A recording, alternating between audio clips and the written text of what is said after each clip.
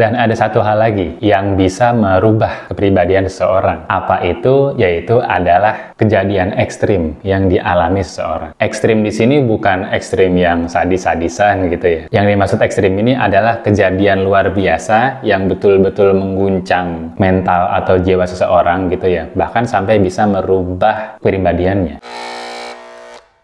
Oke, kali ini kita akan membahas tentang apa itu gangguan kepribadian. Ketika mendengar kata gangguan kepribadian, mungkin kalian ada yang bertanya-tanya, bukankah kepribadian itu adalah hal yang sudah ada sejak lahir? Terus kok bisa gangguan? Apakah berarti itu artinya dia udah gangguan dari lahir gitu ya? Terus apa definisi gangguan dalam gangguan kepribadian? Oke, sebelum kita ke sana, artinya kan dalam istilah gangguan kepribadian ada dua kata ya. Ada kata gangguan dan ada kata kepribadian. Nah, coba kita kesampingkan istilah gangguannya dulu, kita bahas dari kepribadian. Karena definisi kepribadian ini banyak sinonimnya ya. Ada yang bilang kepribadian, ada yang bilang karakter, ada yang bilang sifat, yang mana hal-hal tadi bisa dibilang mirip-mirip, tapi sebetulnya beda. Atau dalam istilah psikologinya ada yang namanya kepribadian, personality, atau ada yang namanya sifat atau trait. Nah, kita bahas dari apa itu kepribadian.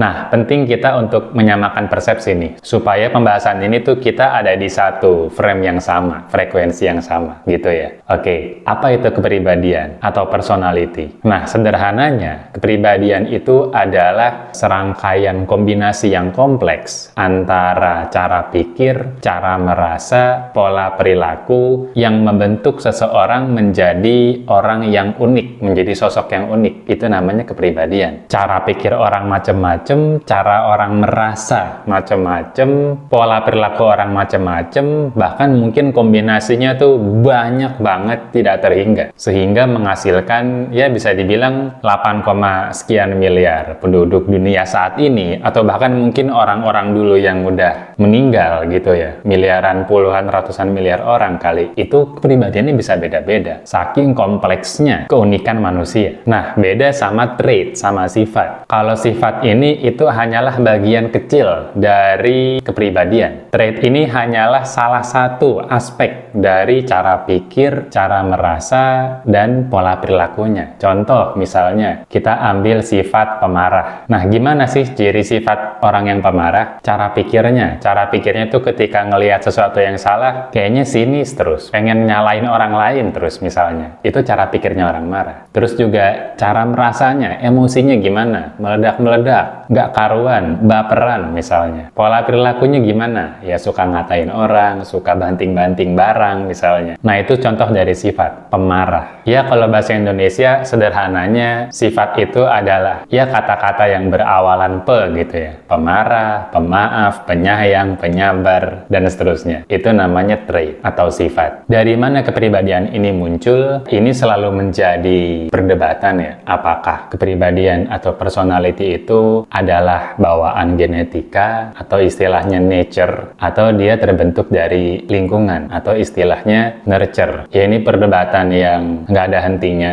meskipun kalau jawaban diplomatisnya adalah ya kombinasi dari keduanya ya. Dalam artian genetik dari orang tua, mungkin ada beberapa sifat-sifat bagian dari kepribadian orang tua yang menurun ke anak sehingga mirip-mirip secara kepribadian, tapi di sisi lain faktor lingkungan itu juga penting. Bagaimana orang tua mendidik, bagaimana dia ditempatkan di lingkungannya, di sekolahannya, di teman mainnya, itu juga membentuk kepribadian seseorang. Dan ada satu hal lagi yang bisa merubah kepribadian seseorang. Apa itu? Yaitu adalah kejadian ekstrim yang dialami seseorang. Ekstrim di sini bukan ekstrim yang sadis-sadisan gitu ya. Yang dimaksud ekstrim ini adalah kejadian luar biasa yang betul-betul mengguncang mental atau jiwa seseorang gitu ya, bahkan sampai bisa merubah kepribadiannya. Yang mana definisi ekstrim di sini tuh hal yang subjektif. Bisa jadi suatu kejadian itu dianggap sepele oleh seseorang, tapi sangat amat bermakna, sangat amat ekstrim bagi orang lain. Contohnya apa? Ya simple, misalnya pacaran deh. Mungkin bagi kita orang luar yang ngelihat orang pacaran itu ya udah biasa aja aja gitu ya. Cewek cowok berduaan, punya hubungan, ya udah emang udah keseharian gitu ya. Dari kita zaman sekolah kita juga udah sering ngelihat hubungan romantis pacaran kayak gitu. Tapi mungkin bagi pelakunya, bagi orang yang berpacaran, pacarnya ini adalah orang yang sangat amat luar biasa, mengubah hidupnya sehingga kepribadiannya dia, cara pikir dia, cara merasa dia, pola perilakunya dia itu berubah dibandingkan dengan sebelum dia mengenal pacarnya. Terus lanjut lagi, misalnya setelah diputusin pacar,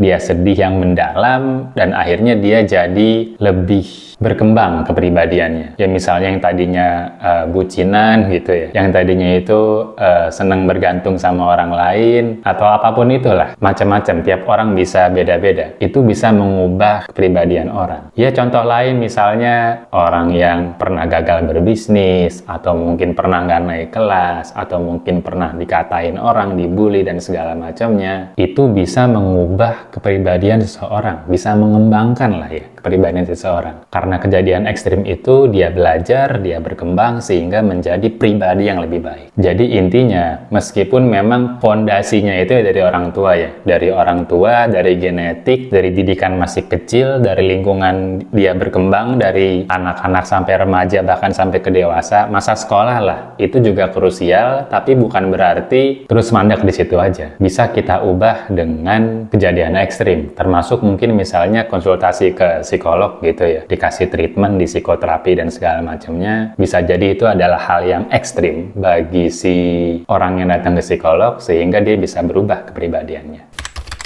Nah oke, terus selanjutnya kita ke istilah satunya, ke istilah gangguan. Apa yang dimaksud dengan gangguan dalam konteks kepribadian? Untuk mempermudah ini, kita ambil definisi yang paling umum deh, soal kesehatan mental. Kalian bisa cari di Google gitu, Mental Health Definition WHO gitu. Nanti pasti akan muncul. Yang mana menurut WHO, orang yang sehat mental itu ada 4 ciri-cirinya. Pertama, dia menyadari dirinya sendiri, kelebihannya apa, kekurangannya apa, kemampuannya apa, dia bisa apa, nggak bisa apa. Terus yang kedua, dia bisa melakukan coping, dia bisa menyelesaikan masalah, bisa beradaptasi ketika menghadapi stres dalam kehidupan sehari-hari. Karena kan dalam kehidupan sehari-hari ada aja ya yang bikin stres. Ya sesimpel misalnya kita mau keluar rumah, terus barang ketinggalan, itu kan cukup menyebalkan. Nah, selama orang itu bisa mengatasi stres-stres yang sederhana kayak gitu dalam kehidupan sehari-hari, itu dia bisa dikatakan sehat mental. Terus yang ketiga adalah dia bisa bekerja secara produktif dan hasil karyanya itu bisa membuahkan hasil yang berguna bagi orang lain. Jadi intinya dia masih punya keinginan untuk produktif, punya daya, punya kemampuan untuk berkarya, nggak cuma males-malesan, nggak cuma nggak ngapa-ngapain gitu ya, nggak bisa ngapa-ngapain karena terganggu. Nah itu ciri-ciri orang yang sehat mental, dia bisa menghasilkan sesuatu dengan produktif. Dan yang keempat atau yang terakhir adalah dia bisa berkontribusi bagi komunitasnya, bagi lingkungan sekitarnya. Dia bisa lancar berinteraksi dengan orang lain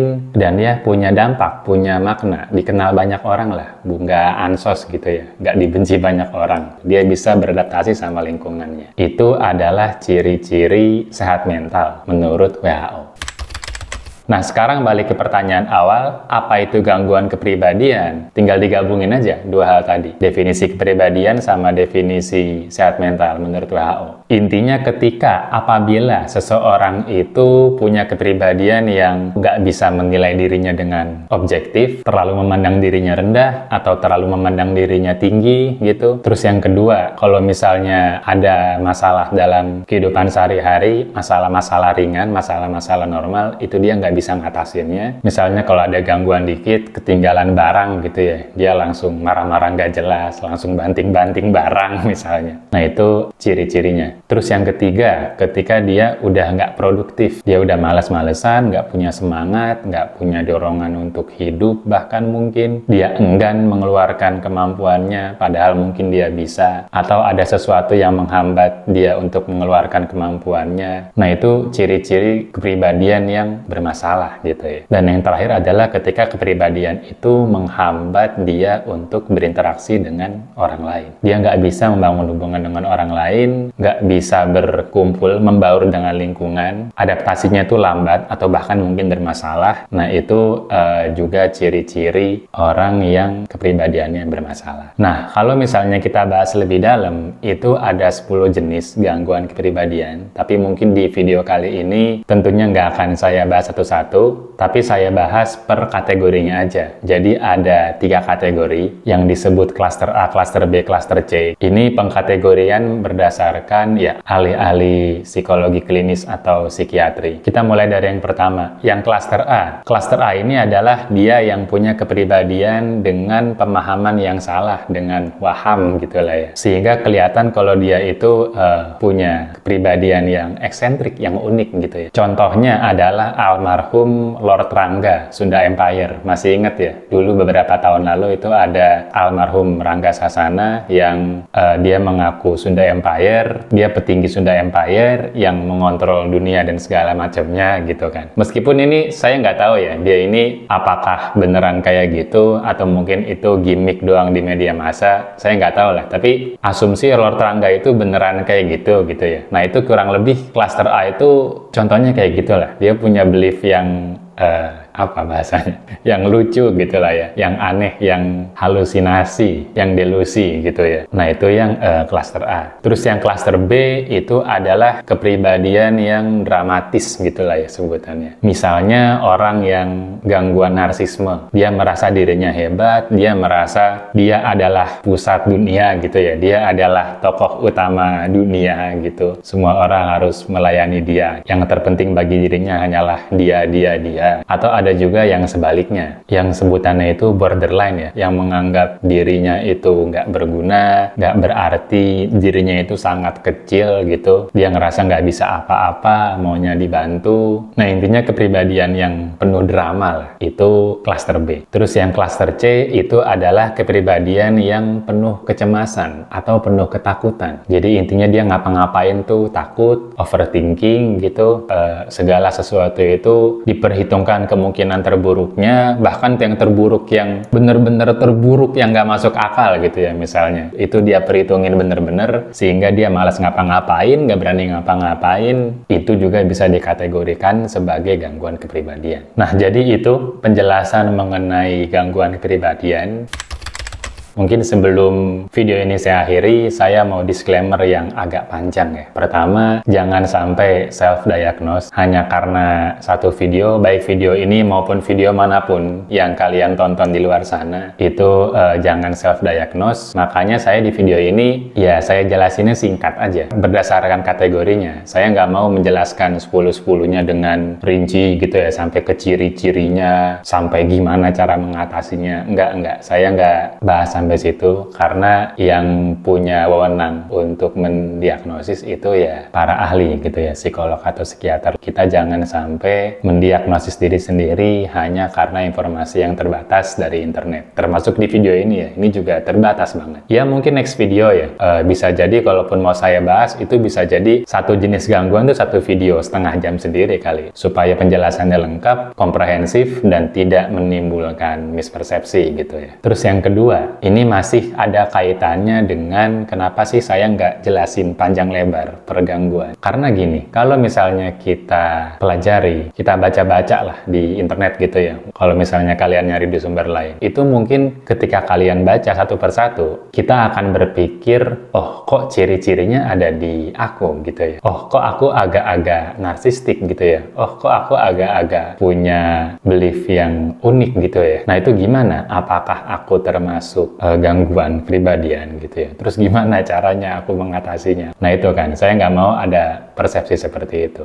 Intinya gini lah, balik lagi ke definisi awalnya. Definisi gangguan menurut WHO tadi ya, definisi kesehatan mental. Kalau misalnya kalian merasa diri kalian agak-agak narsis gitu ya, apakah itu udah mengganggu? Apakah kenarsisan kalian itu bikin kalian susah berinteraksi sama orang lain sehingga bisa dikategorikan gangguan gitu ya? Malah saya pikir kalau kita tuh agak narsis-narsis dikit, kayak saya misalnya di video ini kan saya agak-agak narsis gitu kan. Dalam artian saya pede, saya punya pengetahuan, saya punya wawasan, makanya saya berani bikin video ini untuk tampil di depan kalian. Dan narsisnya ini ya membuat saya produktif, jadilah video ini yang kalian tonton. Artinya kan ini masih batas yang wajar, batas yang positif bahkan. Ya nggak apa-apa. Karena justru dalam tanda petik narsisnya saya ini ya bikin saya terdorong untuk berproduksi gitu kan, untuk bikin video ini. Contoh lain misalnya orang yang beragama gitu ya, orang yang dekat dengan Tuhan gitu ya, dia merasa setiap aktivitasnya itu dibantu sama Tuhan, dia merasa Tuhan selalu membantunya, menolongnya, membersamainya. Nah itu kan kalau dipikir secara rasional, itu kan agak-agak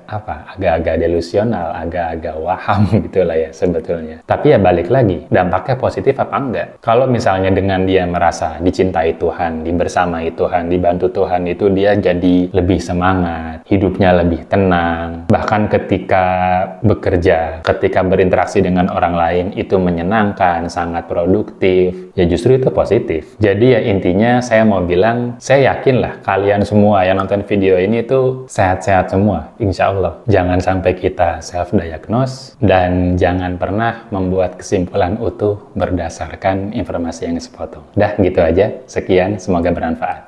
Bye-bye.